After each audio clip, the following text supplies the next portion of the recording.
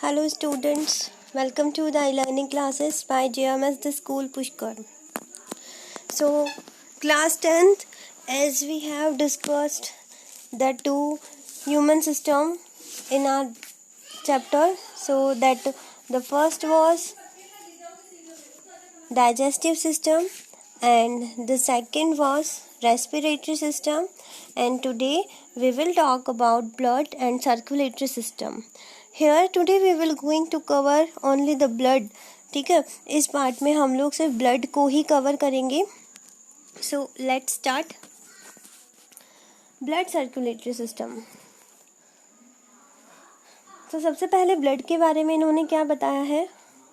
Blood is a type of liquid connective tissue present in human and other animals that transport essential nutrients and oxygens to cells and metabolic waste products and carbon dioxide from the cell.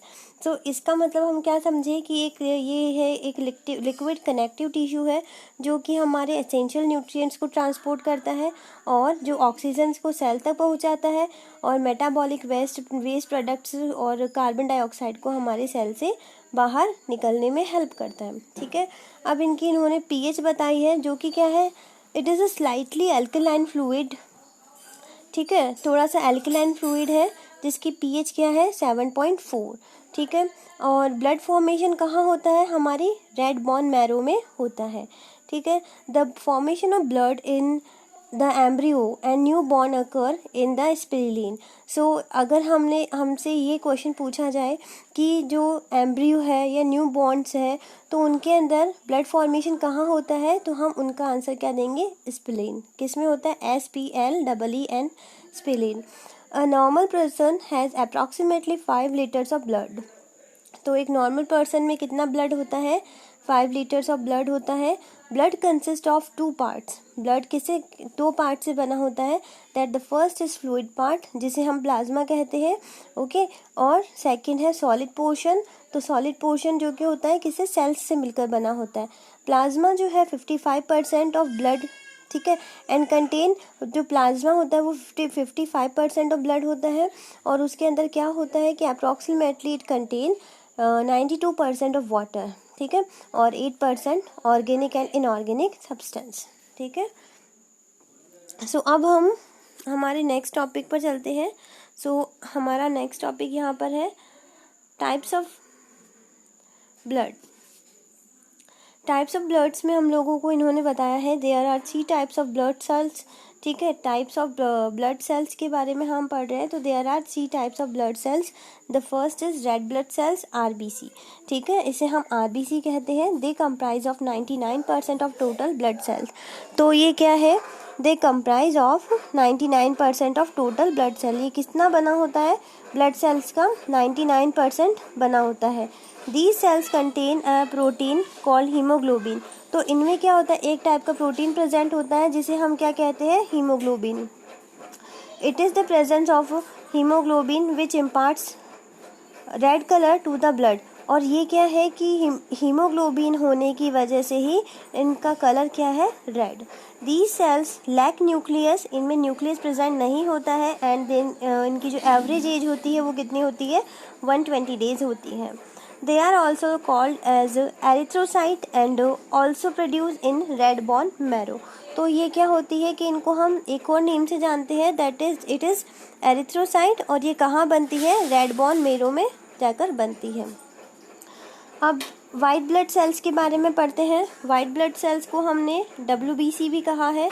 तो इन्होंने बताया है these cells impart immunity and are formed in red bone marrow. तो ये क्या है, हमारी immunity में हेल्प करती है. ठीक है, these cells impart immunity and ये कहाँ बनती है, रेड बोन मैरो में बनती है. They are also called leucocytes. इनको हम ल्यूकोसाइट्स, जैसे उन्हें हमने एरिथ्रोसाइट बोला है तो इसे हम क्या बोलते हैं, ल्यूकोसाइट्स. ठीक है, इनमें हीमोग्लोबिन प्रेजेंट नहीं होता है और ये कलरलेस होते हैं. इस रीज़न से हम इन्हें वाइट ब्लड सेल्स बोलते हैं. ठीक है, तो these cells are of 2 types. अब जो वाइट ब्लड सेल्स है वो कितने टाइप की है, हमारे पास 2 टाइप्स की है. ठीक है, एक तो है हमारे पास ग्रैन्युलोसाइट्स. ठीक है, और एक है एग्रेनुलोसाइट्स। ठीक है, तो हर एक चीज़ जो है हम लोग हमारे नोट्स में मेंशन नहीं कर सकते हैं, बट ये सब कुछ इम्पॉर्टेंट होती है। तो यहाँ पर अगर हम ग्रैनुलोसाइट्स की एग्जांपल देखेंगे तो न्यूट्रोफिल्स, ठीक है, यूसिनोफिल्स एंड बेसोफिल्स इसकी एग्जांपल्स है। तो most common blood white blood corpuscles जो है in the blood are neutrophils. तो सबसे ज़्यादा कॉमन WBC जो है वो कौन सी है आपकी, न्यूट्रोफिल्स होती है। In term of number neutrophils जो है वो प्रीडोमिनेंट होती है, predominant white blood cell found in the blood. तो सबसे ज़्यादा यही न्यूट्रोफिल ही पाई जाती है। लिम्फोसाइट्स के बारे में हम बात करेंगे, मोनोसाइट्स के बारे में हम लोग बात करेंगे। तो ये क्या है, एग्रेनुलोसाइट्स की एग्जांपल है। ठीक है, लिम्फोसाइट्स जो होती है 3 अलग टाइप्स की होती है।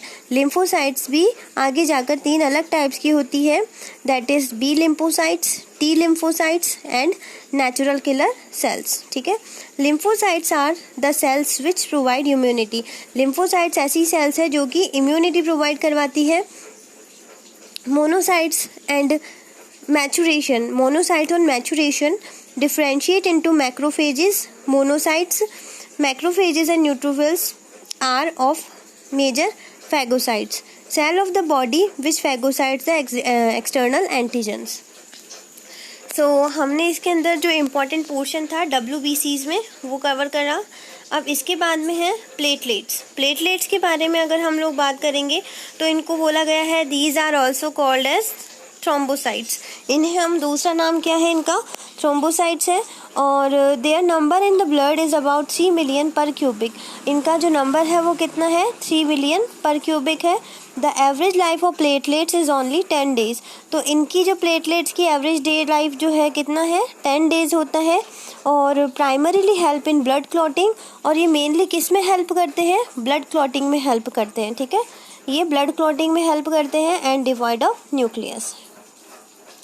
अब इसके बाद हमारे पास आता है function of blood.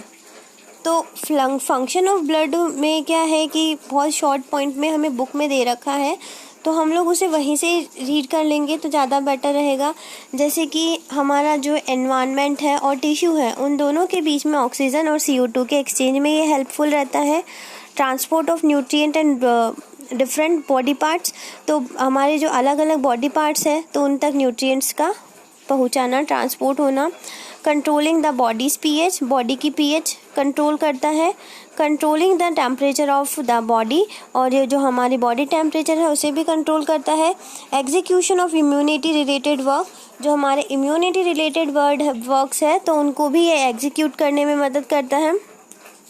Transportation of hormones and other necessary signalings molecules as per the need. तो यहाँ पर इन्होंने कई सारे बताए हैं कि जो ट्रांसपोर्टेशन हॉर्मोन्स का और ठीक है और सिग्नलिंग्स मॉलिक्यूल्स का ये ट्रांसपोर्ट करता है जो कि हमारी नीड मतलब नीड के अकॉर्डिंग हो। 7 नंबर पे इन्होंने बताया excretion of waste product out of the body. तो वेस्ट प्रोडक्ट का हमारी बॉडी से एक्सक्रीशन होना यानी बाहर निकलना, वो भी उसी में ब्लड ही हेल्प करता है। Now let's talk about the types of blood. अब हम किसकी बात करेंगे, टाइप्स ऑफ ब्लड की। ठीक है, तो टाइप्स ऑफ ब्लड के अंदर इन्होंने क्या बात करी है हमसे, देखिए टाइप्स ऑफ ब्लड में अगर हम देखेंगे on the basis of the presence of and the absence of special type of antigen A and B. Antigen A और एंटीजन बी की प्रेजेंस और एब्सेंस के बेसिस पर इन्होंने ब्लड को 4 ग्रुप्स में डिवाइड कर दिया कि RBC पर कौन से एंटीजन्स प्रेजेंट है, A, B। ठीक है, तो मतलब इन्होंने उसी बेसिस पर इन्होंने A, B और O में इन ग्रुप्स को डिवाइड कर दिया है। जैसे हम यहाँ से स्टार्ट करते हैं, a person with A blood group. अगर कोई पर्सन का A ब्लड ग्रुप है तो उसका एंटीजन क्या होगा, A। ठीक है, अगर किसी पर्सन का ब्लड ग्रुप A है तो उसका एंटीजन भी क्या होगा, A। अगर उसकी बॉडी में एंटीजन A प्रेजेंट है तो ब्लड ग्रुप A होगा। ठीक है, इसी तरह से अगर B होगा तो अगर उसका एंटीजन B है तो ब्लड ग्रुप भी क्या हो जाएगा, B। ओके, अगर A और B दोनों है तो ब्लड ग्रुप क्या हो जाएगा उसका, AB हो जाएगा। और अगर सरफेस पर रेड ब्लड सेल्स, उसकी मतलब ये बताया है इन्होंने sorry, the red blood cells of the person having O blood group, अगर इनके अंदर क्या है कि अगर कोई एंटीजन प्रेजेंट ही नहीं होगा, अगर ऐसी कंडीशन हो कि बॉडी के अंदर कोई भी एंटीजन प्रेजेंट ही नहीं है, तो उस टाइम ब्लड ग्रुप क्या हो जाएगा हमारा? ओ। क्या हो जाएगा आपका ब्लड ग्रुप? ओ। ठीक है। इन एडिशन, इसी के साथ हमें और भी पढ़ना है that in addition to the A and B antigen and other antigen called RH is also found on the surface of red blood cells. A और बी के साथ साथ एक और एंटीजन प्रेजेंट होता है RH, जो कि RBC के ब्लड सरफेस पर प्रेजेंट होता है। The blood of person having RH factor is called RH positive. अगर किसी पर्सन के अंदर RH फैक्टर प्रेजेंट पॉजिटिव है तो उसे हम RH पॉजिटिव बोलेंगे, ठीक है। और अगर नहीं है उसके अंदर, तो हम उसे क्या बोलेंगे? RH negative. About 80% of people in the world have RH positive blood. तो 80% ऑफ पीपल जो होते हैं उनका कैसा ब्लड होता है, ब्लड ग्रुप होता है? RH पॉजिटिव होता है। तो इस तरह से हम लोगों ने हमारा जो ब्लड वाला पोर्शन था चैप्टर का उसे ओवर किया है, ठीक है। Okay, thank you so much.